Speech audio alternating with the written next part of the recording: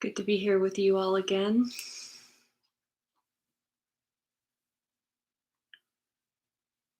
So we'll start as we normally do with about a 35-minute meditation period. So just taking a moment to settle into a position that you feel like you can remain in for about that long, 35 minutes or so.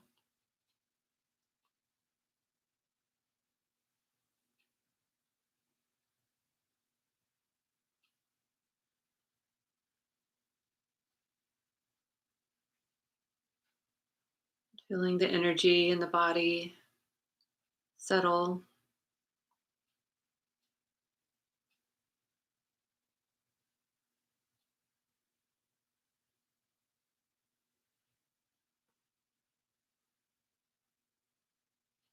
And watching the energy of the mind settle.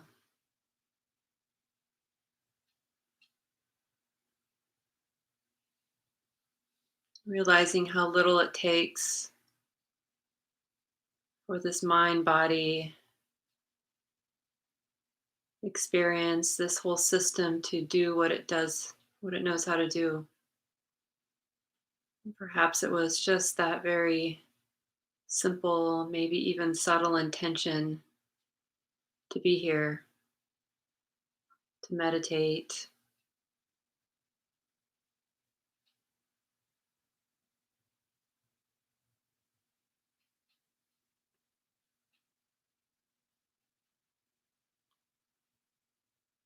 And perhaps we could even replace the word meditate with rest, allowing the whole system to rest.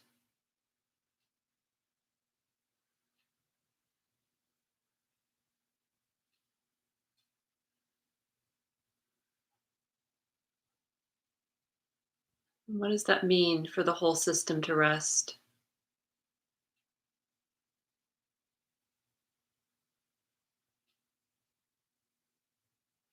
Getting curious about that.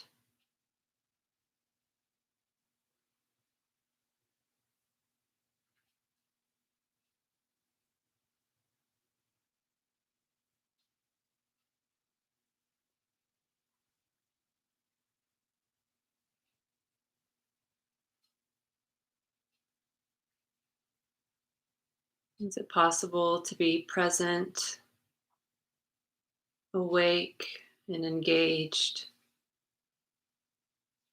and not fighting our way through, not trying to get anywhere, not trying to demand anything from this moment?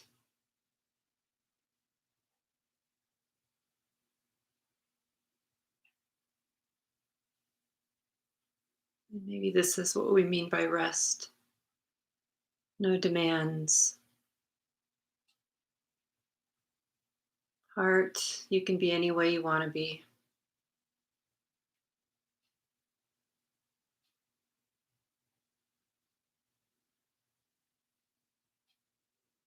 Body, you can be any way you want to be.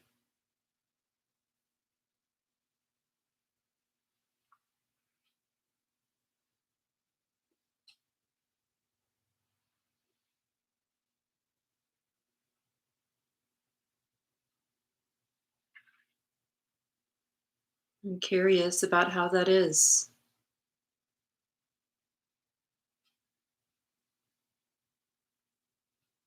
Renewing the interest and curiosity, breath by breath, moment by moment, is really the work that we do in practice.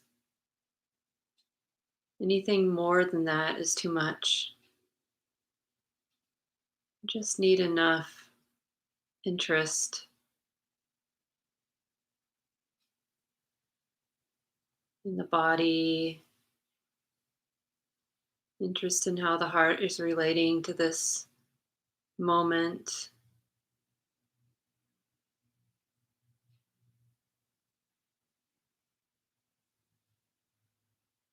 without any extra force.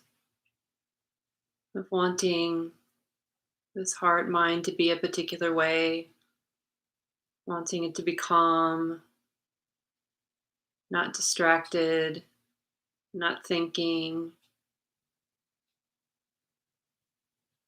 We don't have to have those added forces. We don't need that extra demand on the system.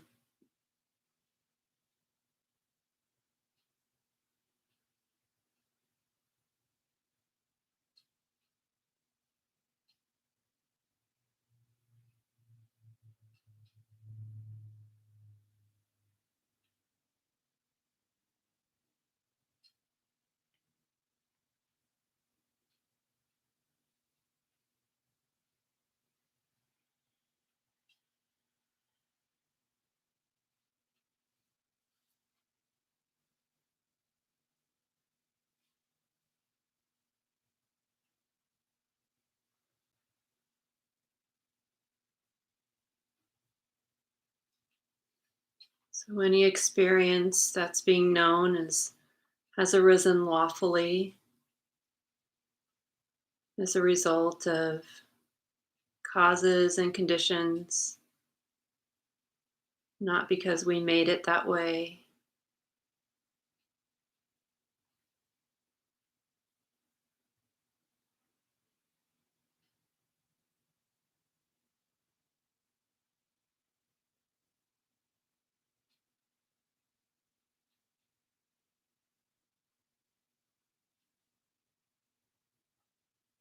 We can accept each moment as it is, each experience,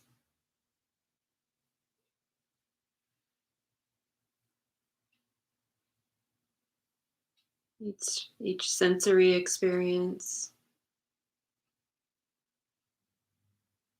each mind state, each thought or emotion.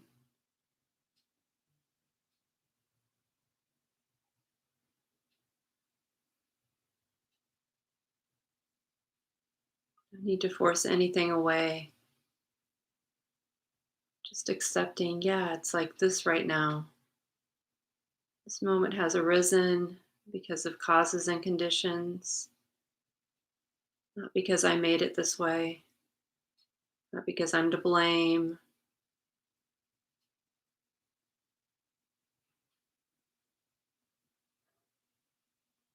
We just get to say, yes, yes, it's like this right now. Oh, the heart is like this right now. Look at that. It's interesting that the heart is like this right now. It's interesting that the heart is relating to the body like this right now.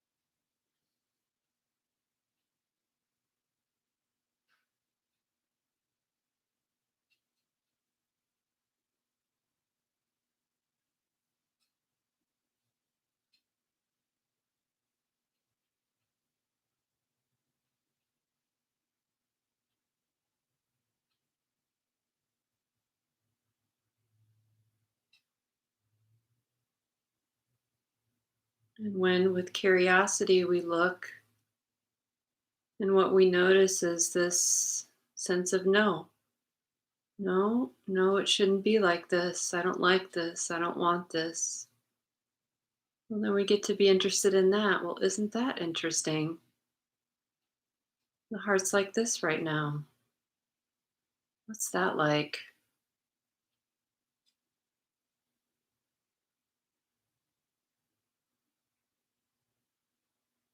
So you see, in this way, nothing has to be a problem, just something to be known, some impersonal experience arising lawfully, right here, right now.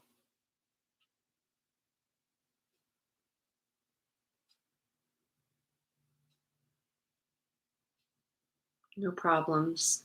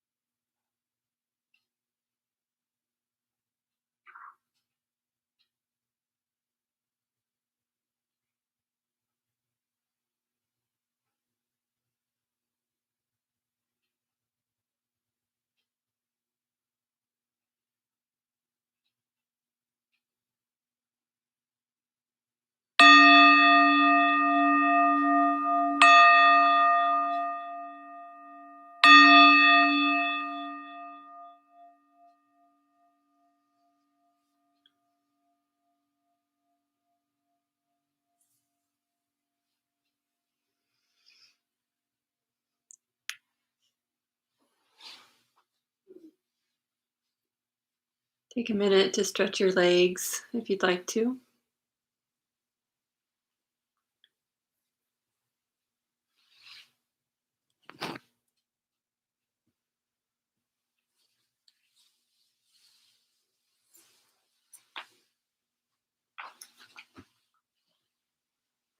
It's good to see a few hellos in the chat. Hi, Jenny. Hi, Carolyn. And hey, Mary. I'm sure there are many others of you that are listening in. Others, so we've sat together at Common Ground, so I'll imagine you all here.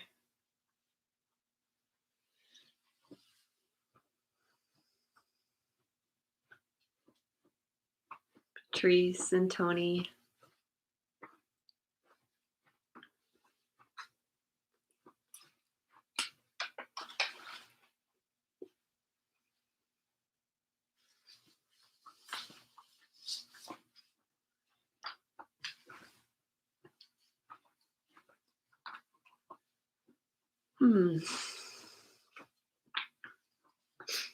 So we've been working our way through this book, Listening to the Heart, a contemplative journey to engage Buddhism, written by Kittisaro and Thanissaro. And so we'll continue that tonight. For the last 3 weeks, we've been on chapter 1, and we'll spend one more week tonight on chapter 1, and then we'll move on to chapter 2. I'm just telling you that in case you have the book and you're following along, but you don't need the book. And if you'd like to read along, I posted, or Gabe Keller Flores posted chapter 1 on our website so that you can print it off for yourself or just read it online. And I'll do the same thing for chapter 2 and each chapter as we go along so that you don't have to buy the book if you don't want to. And so the first few weeks, we've been spending the last few weeks talking about the Four Noble Truths, and we'll continue that tonight. So we've made our way through the first 2, and we'll spend some time on the third Noble Truth tonight. So the Four Noble Truths, if you're not familiar with them, the Buddha's first teaching, and really kind of laid out, this a deep understanding of what it's like to be human, and the human predicament that we're in, with wanting experience to be more reliable than it is, wanting our lives and our experiences, our relationships, our belongings, even to somehow deliver the deepest kind of happiness. And when we realize that they don't, that everything changes, our bodies age, our relationships change, they end, new things are started. And with everything new, it comes with an ending as well. And as we start to realize this, it's hard, it's difficult for us to take this in. And so this first noble truth, this truth of dukkha, is that this truth that experience is always changing. It's actually in a process of change, and that uh, makes it difficult for us as human beings when we try to um, find refuge in the world of relationships and material possessions and sense experiences and things like this. And that's then we move on to the second noble truth, and the Buddha goes, well, in the first noble truth, suffering, there is suffering in this life. There's no getting around that. And there's a cause of suffering, and that cause of suffering is craving. We spent some time there last week talking about 3 different kinds of craving that human beings experience. This craving for sense pleasures or desires, and this wanting or to become, and wanting for non-becoming, right, or non-existence. And so now we make our way to the third noble truth, where we learn that there is freedom, that we can experience freedom from suffering. And this is good news, isn't it? Yeah. And the fourth noble truth is the path to freedom. But we're going to spend a little time tonight talking about that taste of freedom. Because we can sometimes think about freedom as something that's far away from where we are. It seems like it might be out there somewhere if we're just good enough or practice hard enough, somewhere down the road. And even in another lifetime, we might get a taste of that. But that's not it. We can learn how to live into, feel into, taste what the Buddha meant in this third noble truth, that there is freedom and it's possible and available to us right here and now. This freedom from craving, freedom from clinging.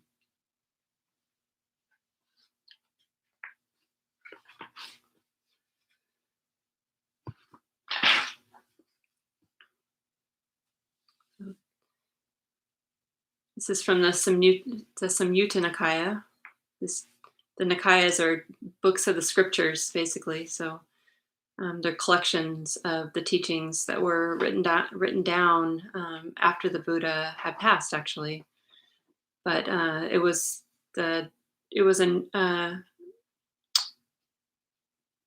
it was an oral. The word oral escaped me for a minute. It was an oral tradition. So the teachings were passed down orally until some time after the Buddha's death, and then they were written down and collected in these books. And scholars have studied and looked for patterns to help us understand maybe what the essence of the teachings were. And so the Samyutta Nikaya is one of those collections of teachings. This is from the Buddha. What is the noble truth of the cessation of suffering? The third noble truth here. It is the remainderless fading and cessation of that same craving. What is the noble truth of the cessation of suffering? It is the remainderless fading and cessation of that same craving, the rejecting, relinquishing, leaving, and renouncing of it. But whereon is this craving abandoned and made to cease? Wherever there is what seems lovable and gratifying, thereon it is abandoned and made to cease. So just like taking a minute to let those words land, even just, the first few words, the first sentence or two. What is the noble truth of the cessation of suffering? It is the remainderless fading and cessation of that same craving. So that letting go, or that fading of remainder, nothing left behind, no trace of craving. That is the cessation of suffering. And I've been studying and practicing with this teaching over the last week, getting prepared to know what I might say to all of you. And I listened to a talk from Brian Lesage. It was just a wonderful talk, and it really shifted things for me. It was creative, and I got interested in this teaching that he referenced from the Sutta Nipata. And this is in the Pali Canon, and maybe one of the oldest parts of the canon. It's a beautiful, piece of poetry, even, it seems. Fear is born from arming oneself. Just see how many people fight. I'll tell you about the dreadful fear when we lash out that caused me to shake all over. Oh, I'm sorry, that was wrong. I'm looking at my notes. Let me start over.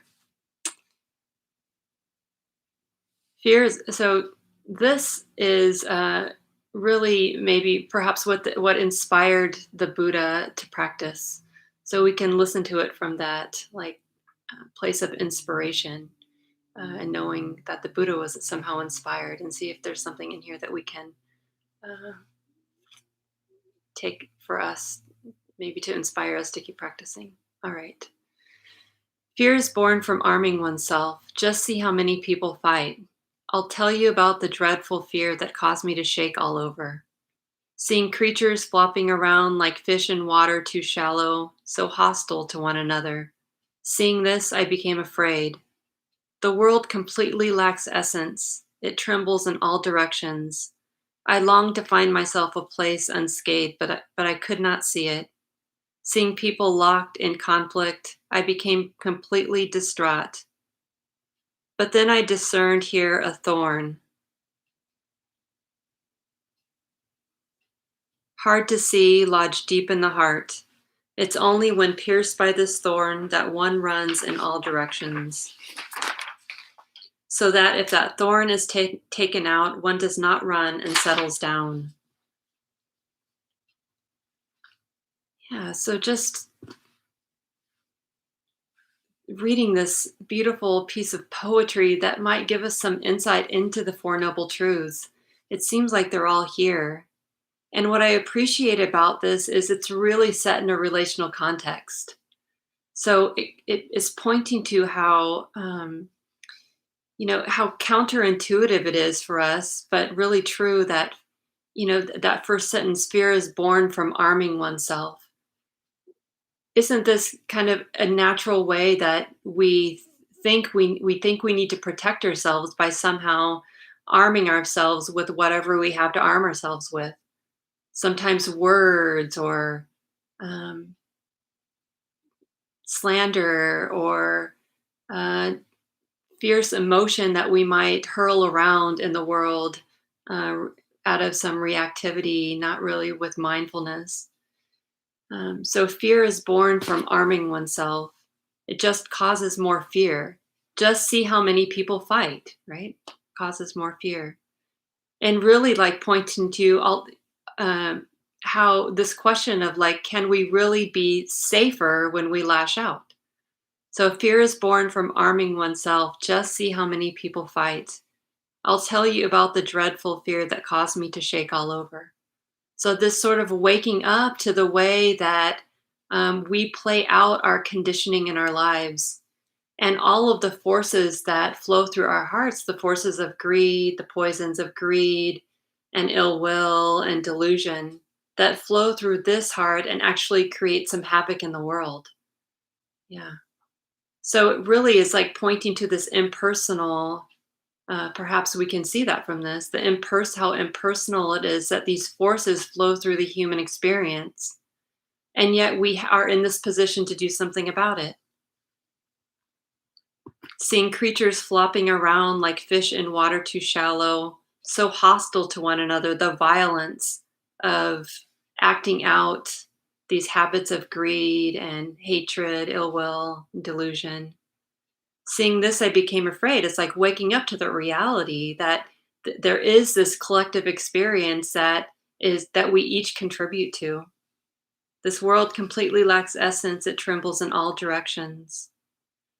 I long to find myself a place unscathed, but I could not see it, right? It's everywhere. The proliferation of these poisons is everywhere. Some people locked in conflict, I became completely distraught.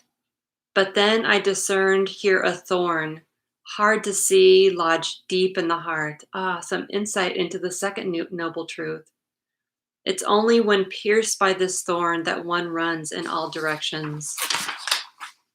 So if that thorn is taken out, one does not run and settles down. So when that thorn, so this thorn that the Buddha is talking about here is this thorn of craving or desire. And when that thorn is taking out, there's some relief.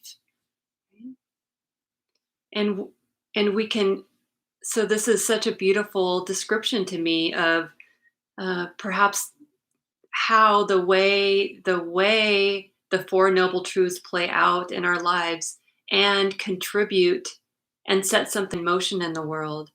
And so for me, just reading about this, and maybe it's like that for you too, hearing about it, it gives me even more inspiration to take care of this heart, to actually look to see what the Buddha was talking about, to see how the Four Noble Truths play out right here in my very local experience, to connect with that felt sense of suffering, to understand dukkha, to really get close to dukkha so that I can see how this wanting or not wanting, which is the essence of craving, this wanting or not wanting is really the tug in the heart.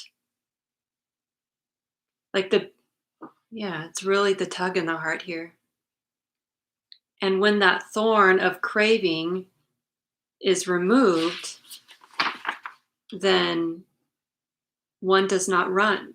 So if that thorn is taken out, one does not run and settles down. Ah, so it's not saying here that the world suddenly becomes different, right? Perhaps the world is the same, perhaps experience is the same.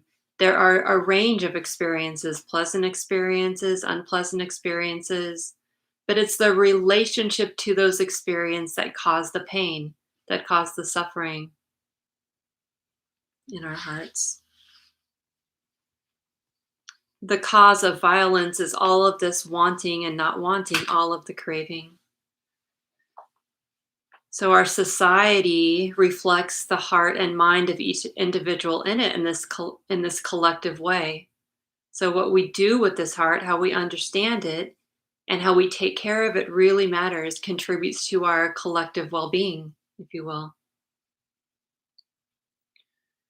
So this craving or desire comes in two forms, like I just mentioned, just as a little review, this wanting or this not wanting, this attachment to experience or this rejection of experience or aversion. And so some examples of desire that we might see, I was kind of challenging myself to think of desires in a relational context and maybe with a broader view, right? So some of those might be this incessant consuming that we do, especially here in the West. It seems extreme. And really, this is becoming more and more visible to human beings these days. So, this incessant consuming and depleting of resources, of the earth's resources, that interestingly enough, in this time of social distancing, when there are less planes in the air and cars on the road, I've just been reading a little bit about how the earth is happier, a little happier. The different species are coming closer, the waters are more clear and different fish are making themselves known, and uh, pollution is not as extreme in some places. So other desires like pride or conceit are examples of some desires, a desire for power, a desire to be someone who's important. Yeah, is a desire to be someone who knows. So again, like noticing this on a really local level, it's hard to live in and with the uncertainty that's around us right now. I'm sure you've noticed that too. I was taking a walk the other day and um, noticing that my dog and I both stopped, and we noticed that there was a mole on the sidewalk, and it was odd. Moles don't live outside of the ground, and so we moved it back to the ground. And when I got home talking to Stacy about it, she reminded me like, "Oh yeah, the mole might have been poisoned and was dying," and like just that as an example of um, how the earth, it was just kind of really touched my heart to have that reality like, oh yeah, even even moles are dying right now due to our uh, what we are doing to the earth. And then this other form of craving, the other side of two sides of the same coin, the wanting and the not wanting, or the aversion. So the aversion is just that turning away from experience, turning away from unpleasant, not wanting things to be the way that they are. Discrimination is one example of that. And you might have been paying attention to the some of the what we've been hearing on the news about how Asian Americans are being treated so poorly right now, as if there's some reason that we might blame for the coronavirus. It's completely absurd to think about it. Yet this is what the human expression of aversion looks like when it flows from the heart into the collective. And there's this other kind of form of aversion of like turning away, like, I don't want to see this, I don't want to know that, right? Learning some of the difficult statistics that are hard to take in. I've been a little bit obsessed about trying to understand what's happening in the world on some days, and I'm really saddened to learn what has seemed to be true for a very long time, and understanding the disparities that African American communities are the hardest hit, and people are dying at much more extreme rates. And Native communities are really being hit hard by coronavirus, as an example. And just waking up to this, what has been there for a long, like I said, like a long time. And it's somehow like that's the job of suffering, to really wake us up. There's When we are committed to being awake in our lives, when we are committed to being interested, it doesn't take much. You probably saw that in your sitting period, just a little like, I'm about to meditate right now, let me meditate. Then the mind is like, it knows what to do. The heart knows how to get relaxed and interested and notice what's here. And so this is perhaps what's happening now as we are waking up to these forces of discrimination and um, inequity that have been around in this country, in this world for a long time, and yet they're more visible to us than before. So seeing the expressions of the wanting and the and the not wanting, that's expressed when the mind is not, when it's not known, right? When we don't have the capacity to be with these forces, then there's really no choice, but we just act them out. So as practitioners, we learn this, we hone this very delicate skill of being here, being intimate with our lives. Yeah, and we can see how that contributes to good. It's going to make a contribution either way, right? Either our lack of mindfulness or our mindfulness will make a contribution. This is just the law of nature. And so we can set some intention, gentle, loving intention, to really watch our mind, so that we are planting seeds that are going to be useful both to ourselves and others.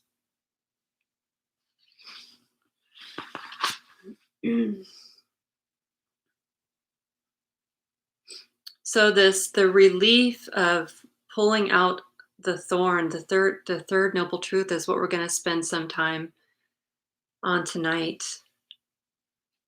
And that pulling out of the thorn, you've probably all had a sliver or gotten stuck by a thorn or something prickly outside in your life, and can realize that, or remember that pain of that unpleasant sensation in the skin, and the relief when the thorn gets pulled out. Like, there's a little relief there, there's a residue, there's also this relief.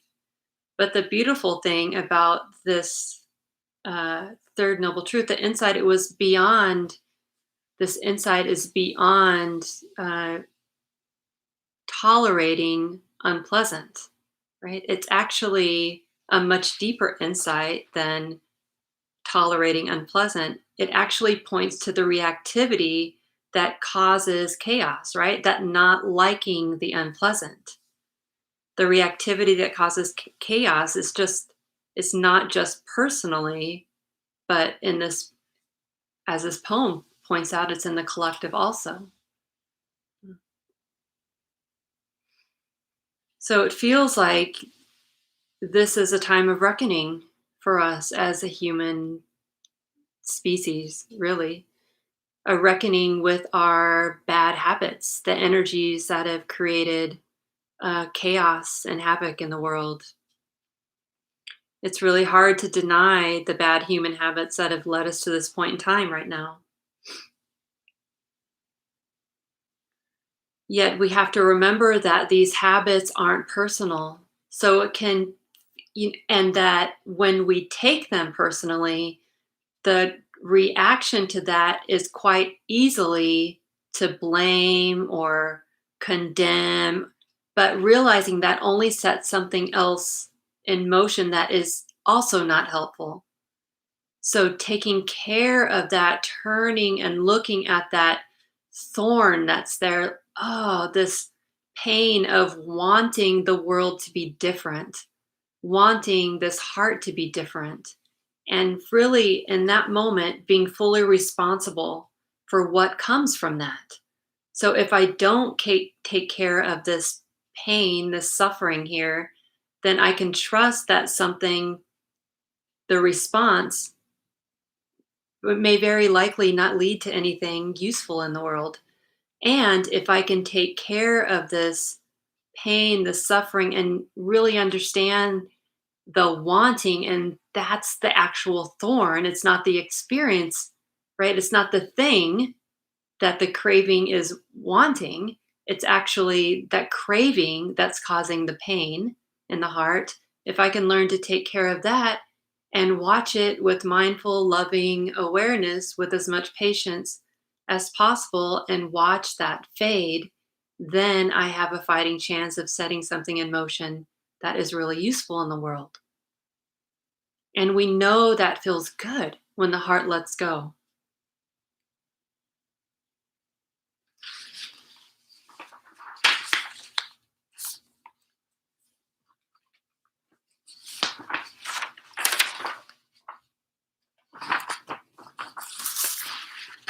So, letting go or non suffering, these moments are really just moments of non greed or non hatred or non confusion.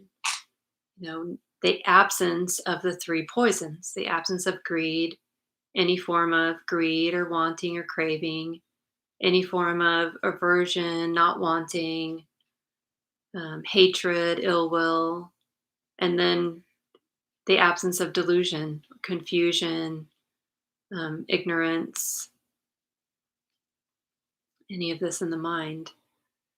So it's really useful for us to think about, to practice in our lives, to get really curious about these moments when we can feel into, understand, know what it's like to taste freedom. Because they actually happen for us a lot more often than we probably think. Um, I wanted to read something from Ajahn Sumedho.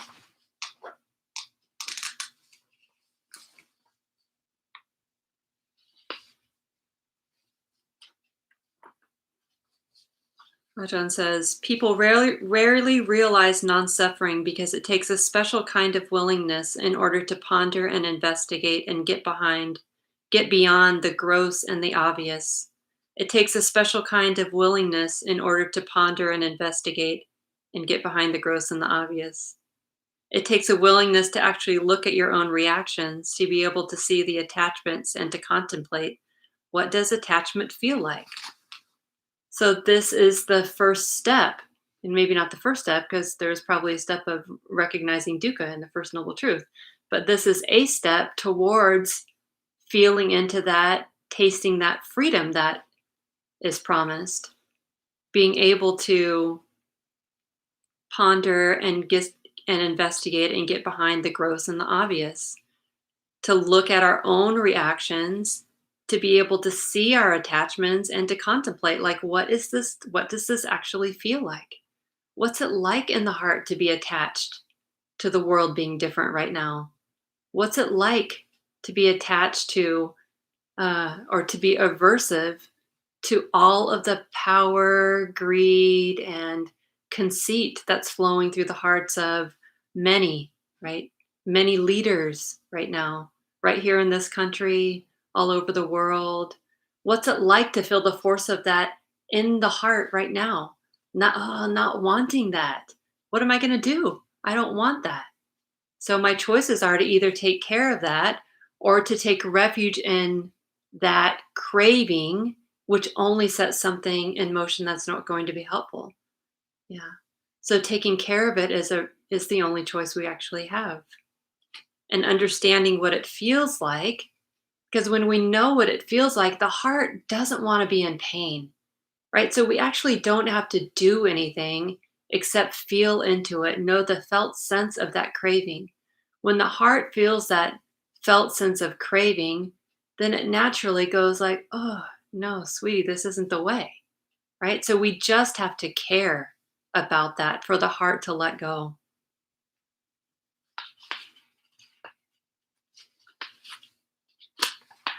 And I don't know about you, but there are moments for this practice all day long, not just in the morning when I sit, or in the evening when I'm sitting, or when I'm doing walking practice or any formal study, but ordinary moments all day long. And I really feel inspired to use my life this way. And I'm very curious about daily life and the ordinary moments of our daily life and the potential to wake up right there and feel into this freedom that I certainly aspire to. And one example is I take a walk every day and I walk my dog every day. And she is sweet and adorable. And she seems to be developing a bad habit of pulling a little more than she normally used to on the leash. And sometimes she'll even have a standoff with me, like stand in the middle of the road, and I don't understand what's happening with her. Or I'll want to go in one direction, and she'll have a battle of wills with me right there in the corner, and kind of tug back on the leash, and in a way of saying, "No, I'm not going with you. I'm going to go this way." And for a few days, as this was developing, it's been developing and getting somewhat worse over a few days. And as it was developing, I found myself getting more and more frustrated and resorting to habits that weren't, or behaviors that weren't useful, like pulling back. No, I'm going to win this battle of wills, right? Um, and realizing that some point I realized that that wasn't working. Getting angry, getting frustrated wasn't actually making the problem any better. It wasn't making her go with me any quicker, and it was causing a lot of pain in my heart. So whereas I would go on this walk every day, and it is generally an experience that I enjoy, a pleasant one, even if it's cold or the weather's, I look forward to being outside. And when my body's in motion, there seems to be some clarity that comes. And so I appreciate these things about going for a walk. And so I was noticing myself going like, oh, you're ruining my walk. And what's going on? You're just being stubborn. And this whole time I finally caught myself like the mind is just chattering on like this, until at some point realizing, oh wait, sweetie, the suffering is right here in this heart. So what's more important than getting interested in that, right? So I have to be more interested in the freedom, the possibility of freedom that comes from getting really close to this desire for my dog, for this walk to be different.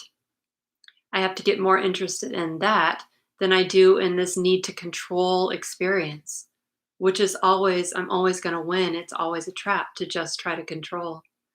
So, then deciding, like really getting close to that pain, that suffering in the heart, and realizing it was strong. And so just tuning into it didn't necessarily make it shift. So then there was a need for some skillful means, like, okay, this really hurts, right? I can care about this. I know what it's like to be a human being. This is really humbling to be a human being who's just out for an ordinary experience and losing her cool on this dog walk.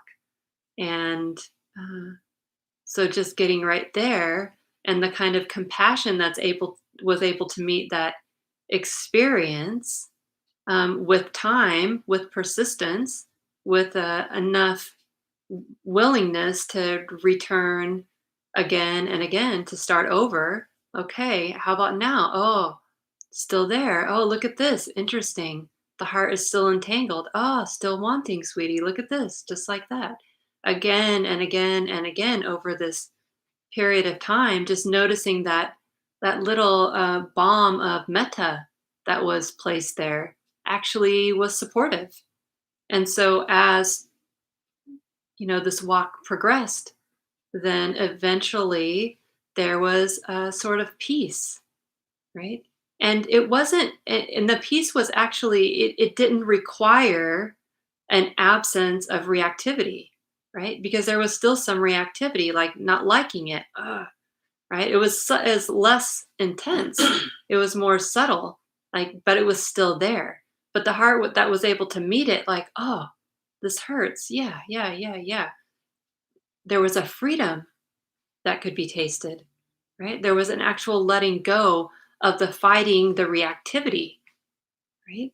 So we don't have to have lives, we don't have to have a day of non aversion to practice and to know what it's like to feel into letting go, that release that's there, that experience of um, the third noble truth, or not craving.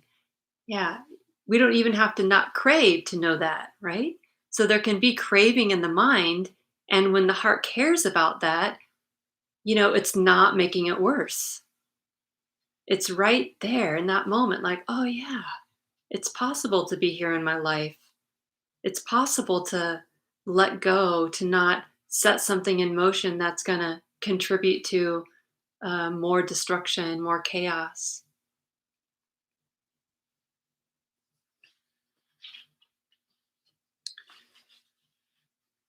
Um,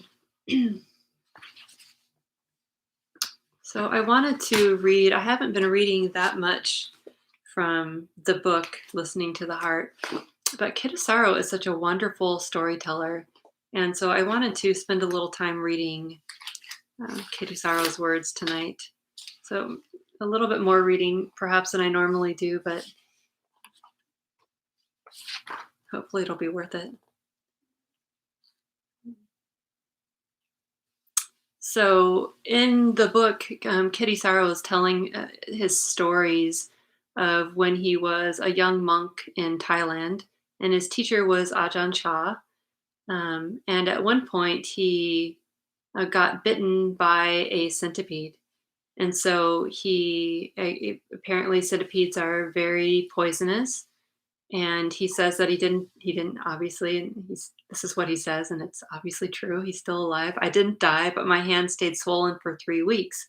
And in addition to that, he had diarrhea for 6 months and started to urinate blood. So it was time the other monks started to worry about him, and he went to the hospital. Um, and he was recounting this time when he was in the hospital, and Ajahn Chah, his teacher, came to visit him. And he said he was remarking how Ajahn Chah, he said he went around to each person in the ward bestowing kindness and courage, even though I was the only monk he actually knew. When he came to me, I said, Long Por, which just means Venerable Father. Venerable Father, I want to get out of here. With a smile, he replied, if you run away, I'm going to send the police after you. I laughed and said, but what do I do about this unbearable pain? And Ajahn Chah's response was, you need to know pain, he replied. Just that much. Know it as it is. You can do that. And then he said, when I die, I'll be at ease. I'll be at ease and okay. It's not going to be a problem. There's that kind of faith, that pointing right there, like, and the power, I felt the power of that, and we can all be our own teachers. Ajahn Chah was this teacher to Kittisaro in this moment, reminding him you can do it. But we can all be our own teachers. We can do that, right? We know how to be with suffering. We've had many moments of suffering in our life. And Kittisaro says one of his great gifts was to inspire the courage to be with suffering. This exhortation of the First Noble Truth is to be interested in our suffering and not afraid of it. When we do this, all the four truths are revealed. If you go deeply into suffering, you'll end up with non-suffering. As it turned out, I needed that encouragement, for soon afterward, I fell into a deep depression. After I got out of the hospital, I was sent back to the monastery for Westerners. The doctors couldn't figure out why I was urinating blood. And he draws these contrasts in this chapter. Even though I had become very thin, I felt very fat, very greedy, and very lustful. My mind was discouraged and I couldn't get any inspiration going. And this was in the beginning of his time as a monk, and Kittisaro was very, he had a lot of energy. He talks about that in the book, just how inspired he was and with what such interest that he was practicing. So, in contrast to be very thin and discouraged and depressed. The past seemed impossible, he said, and too difficult.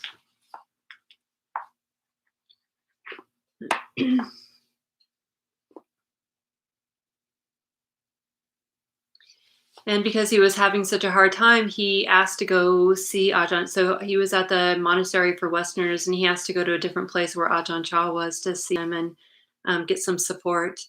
And so he arrived. Another monk took him there, and he arrived. And Ajahn Chah, he says, Ajahn Chah exuded a great sense of freedom. Again, this contrast.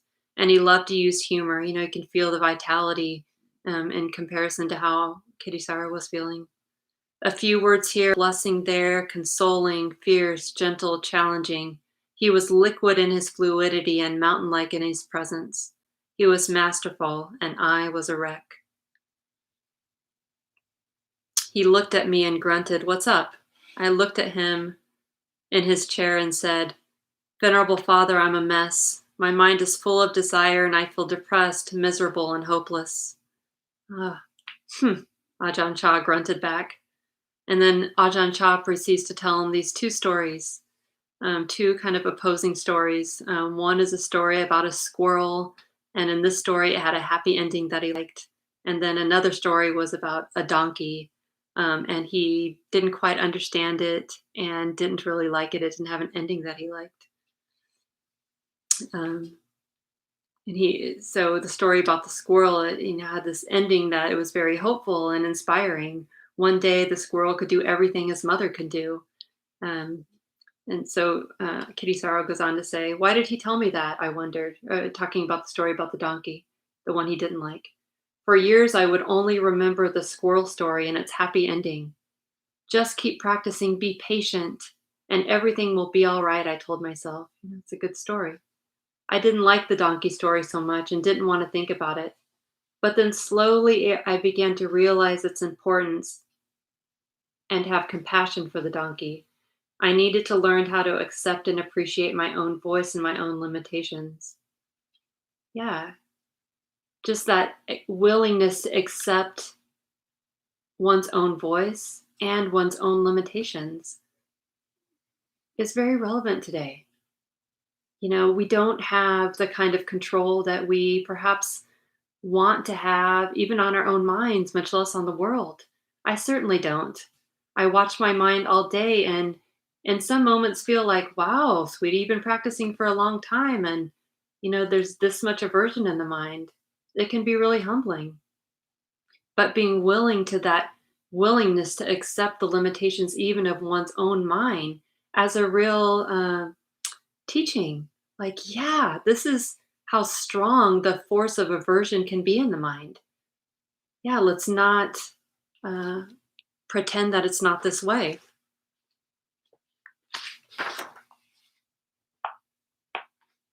And then, it leads to letting go. So Kittisaro goes on to say, I needed to learn how to accept and appreciate my own voice, my own limitations, and my own journey, and not try to be someone else. Self aversion and wishful thinking are not the path to freedom.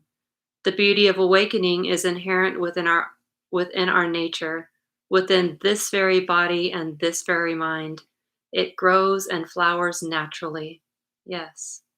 I can listen deeply and find my true sound when I am not so busy comparing myself to others. There it is again, learning to let go. So these moments of deep learning to let go that he had, that we can feel very inspiring to me. Like, oh yeah, this is my job as a practitioner. It's my job to do this same work. Reading about the teachings and understanding from an intellectual level is just one part of it, but the actual work of feeling into the heart and its entanglements and connecting there and accepting the limitations of this human experience, and then tasting that letting go and really knowing it, like knowing, oh, yeah, letting go feels like this and it feels good, so that the heart can know what to notice, know what to look for in the future. So, Kitty Sorrow goes on and he actually he's very sick. He gets quite sicker. He has typhoid fever. He came very close to dying. Um, and so, he goes on to say a couple more things that I thought were really interesting. Now, after my bout with typhoid, I was very skinny and frail. I was entering a time of deep letting go. When you try to let go, sometimes there is fear. What will hold me? What will I lose? Who will I be then?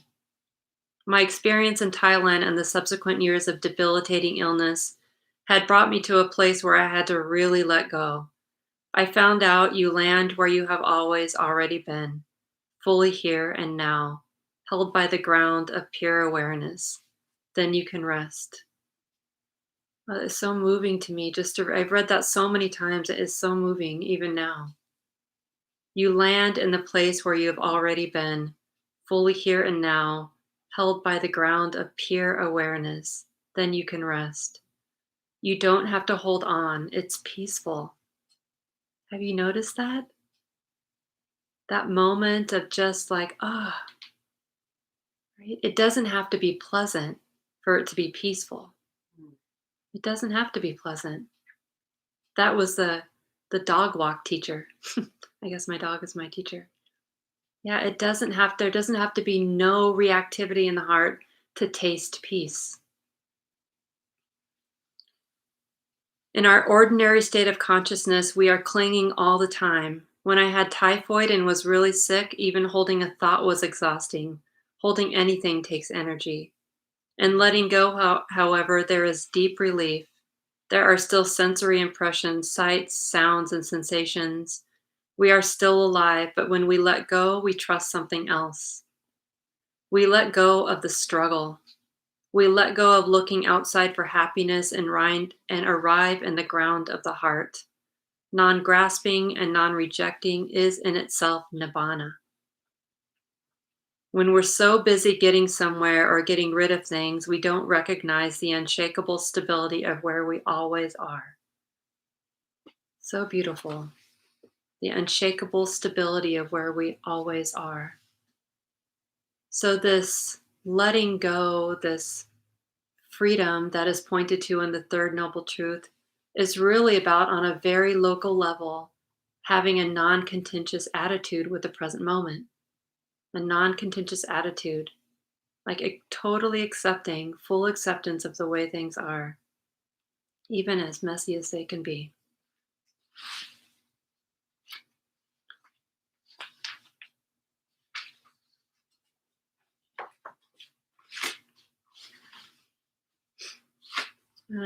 Perhaps I'll close with just a few more of Kittisaro's words. From this place of peace connected to how things actually are, we can respond authentically to life. In our meditative work, we continually realign ourselves in this place of inner listening. It's a big job, for we all have lots of unskillful habitual tendencies that perpetuate our suffering. The fourth noble truth, the path leading to the end of suffering, needs to be cultivated. Learning how connected from this place of peace, connected to how things actually are, we can respond authentically to life. And this is a beautiful opportunity, right? If we can really cultivate this capacity to be with Dukkha and to taste that freedom that is there when we aren't when we aren't in that process of craving, we can actually, the heart is more nimble, it's more creative, and we authentically have our love, our care for the world to offer. And what would be better, right? Does the world need more uh, anger to contribute to the mess? More conceit, more power grabbing, more uh, uh, perpetual consuming? Or does the world need more letting go, and in that freedom that's there, in that release that's there, then this big, vast capacity to love, to care, and to respond out of compassion? Is that perhaps that is a more useful contribution to the world, to our lives, and to the world at this time? Hmm.